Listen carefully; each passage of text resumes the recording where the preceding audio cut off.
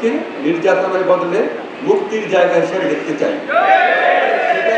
আমরা CrPC সিপিসিতে amendment করেছি, বিশেষ করে সিপিসিতে সময় বাঁচানোর জন্য আমরা যে আপনার রিটেন এফিডেভিট দেওয়ার ব্যবস্থা করেছি, মূল মামলাতেই ডিক্রির নিষ্পত্তির ব্যবস্থা করেছি, হিয়ারিংয়ের ইচ্ছামতো হিয়ারিং নেওয়ার স্কোপ কমিয়েছি, ফৌজদারি কার্যবিধিতেও আমরা অনেক পরিবর্তন এনেছি।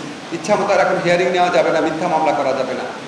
তারপর আপনারা জানেন মামলা দেরি হতো, অনেক সময় সরকারি যারা সাক্ষী আছে, ডাক্তার আছেন, পুলিশ আছেন, তারপরে আপনার আরও যারা সরকারি ম্যাজিস্ট্রেট আছেন, তারা আপনার সাক্ষ্য দিতে তাদেরও তো সাক্ষ্য লাগে মাঝে মাঝে। এই সাক্ষ্যটা সম্পূর্ণভাবে আমরা অনলাইনে নেওয়ার একটা স্কোপ করে দিয়েছি। তারপরে আমরা যারা সিভিল কোর্ট আছে, ক্রিমিনাল কোর্ট আছে, এটাকে সম্পূর্ণভাবে পৃথক করে দিয়েছি।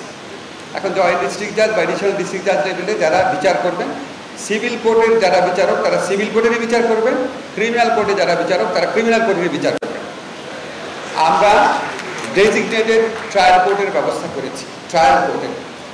তারপরে আমরা আপনারা জানেন যে নিম্ন আদালতের আপনার যে প্রযুক্তি সহযোগিতা, সেটার জন্য আমাদের খুবই অ্যাম্বিশিয়াস একটা প্রজেক্ট আছে, ওটা হয়তো আমরা করে যেতে পারবো না। আমাদের সমস্ত কিছুর লক্ষ্য হচ্ছে বাংলাদেশে বিচার ব্যবস্থার যে একটা দুঃসহ একটা দীর্ঘস্থায়ী সময়ের মধ্যে দিয়ে যায়, ভয়াবহ ভোগান্তি হয় মানুষের, এই ভোগান্তি থেকে মানুষকে মুক্তি দেওয়া বা এই ভোগান্তিটা হ্রাস করা। আরেকটা পদক্ষেপের কথা বলা প্রয়োজন, এখানে আমরা ম্যান্ডেটরি লিগাল এইডের ব্যবস্থা করেছি, যাতে ছোটোখাটো বিরোধ আপনার ভরণ পোষণ পাবে কিনা বা ডিভোর্স হয়ে গেছে কিনা, বাচ্চার নজরদারিকে, বাচ্চার কাস্টডি কে পাবে, একটা 2 লাখ টাকার চেকের মামলা, একটা প্রিএমশনের মামলা, এই সমস্ত ছোটোখাটো বিষয় নিয়ে কোর্টে আর যেতে না হয়। এই সমস্ত ছোটোখাটো বিষয় যেন লিগাল এইডের মাধ্যমে সমাধান হয়, সেই লক্ষ্যে আমরা অনেকগুলো সংস্কার করেছি। এটাও একটা পাইলট পর্যায়ে রয়েছে। আশা করি আমরা আগামী 2-3 মাসের মধ্যে এই অনলাইন বেইল বন্ড, তারপর লিগাল এইড সারা বাংলাদেশে ছড়িয়ে দিতে পারি। এখন আমরা যখন নিম্ন আদালতে এই সংস্কারগুলো করি তখন আমাদের একটু দুঃখ লাগে, কারণ নিম্ন আদালতের সংস্কার আপনি করে ফেললেন, উচ্চ আদালতে কোনো সংস্কার হলো না, তাহলে কিন্তু আসলে লাভ হয় না।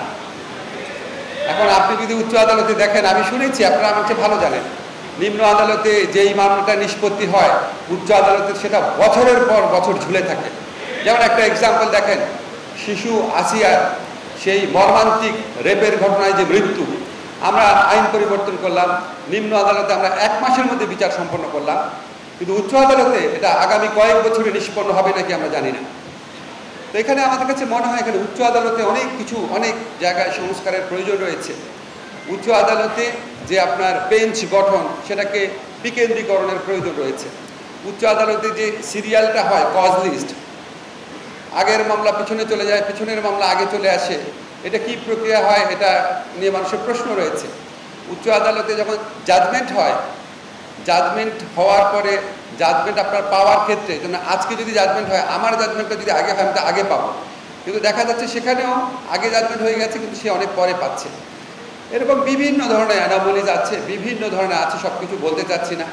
উচ্চ আদালতের বিচারকরা আজকে বলে ফেলছি, উচ্চ আদালতের বিচারকরা ইন্সপেকশনে যান নিম্ন আদালত ঠিক মতো কাজ করছে নাকি এটা দেখার জন্য, কিন্তু এটা অনেক সময় এটা ইন্সপেকশনার থাকে না, এটা একটা আনন্দ ভ্রমণে পরিণত হয়। আমি এমন ঘটনাও শুনেছি, বগুড়াতে তৎকালীন প্রধান বিচারপতি উনি একটা ইন্সপেকশনের কাজে গিয়েছিলেন, একদিনে 2,63,000 টাকা খাবারের বিল হয়েছে, কারণ ওনার সাথে বিরাট একটা টিম গিয়েছিল, এবং এই টাকা যোগান দিতে হয়েছে নিম্ন আদালতের দরিদ্র বিচারকদের। আমি বিভিন্ন জেলায় গেলে বিচারকদের শুনি, ওনারা ইন্সপেকশনে আসলে ওনারা নিম্ন আদালতে যারা ভয়ে থাকে, কারণ টাকাটা কোথাও স্যাংশন নাই, ওনাদেরকে অনেক ভালো মতো খাওয়ানো দাওয়ানো মানে হয়ে গেছে, ইন্সপেকশনে অন্য না। কিন্তু আসলে তো ইন্সপেকশনের মানে এটা হওয়ার কথা ছিল না। তো এগুলি দৃষ্টি আকর্ষণ করলাম। আমার মনে হয়, কারণ আমি একটা জিনিস জানি, আপনার আমাদের যে বিচার বিভাগীয় সংস্কার কমিশন আছে, ওনারা কিন্তু উচ্চ আদালতের সংস্কারের জন্য 15টা প্রস্তাব করেছেন, একটা প্রস্তাবও এখন পর্যন্ত বাস্তবায়িত হয় নাই, বিবেচিত হয়েছে কিনা এটাও জানি না। তো আমি তো মনে করি কি যে নিম্ন আদালত আর উচ্চ আদালতটা আইসোলেটেডভাবে বিচার করা, আইসোলেটেড থাকলে হবে না। নিম্ন আদালতে আমি অনেক সংস্কার করব, কিন্তু উচ্চ আদালত আগের মতোই থাকবে, তাহলে তো লাভ হবে না। নিম্ন আদালতে মামলার যে সময়টা, খরচটা, সেটা আমি অর্ধেক করে দিলাম, কিন্তু উচ্চ আদালতে গিয়ে নিম্ন আদালত কয়েক মাসে একটা বিচার করে দিলে উচ্চ আদালত কয়েক বছর লাগবে, তাহলে আলটিমেটলি তো বিচার প্রত্যাশী মানুষ লাভবান হবে না। আমরা আশা করি আমরা উচ্চ আদালতে যে সংস্কারের প্রয়োজনীয়তা সেটা সম্পর্কে সংশ্লিষ্ট যারা আছেন ওনারা সচেতন হবে। আমাদের সংস্কারের কাজ শেষ হয় নাই, আমরা যতদিন আছি শেষ পর্যন্ত কাজ করে যাব। আপনাদের সবার সহযোগিতা চাবো। এই অনলাইন বেল বন্ড কিছুই ফাংশন করবেন না আপনারা আইনজীবীরা যদি সহযোগিতা না করেন।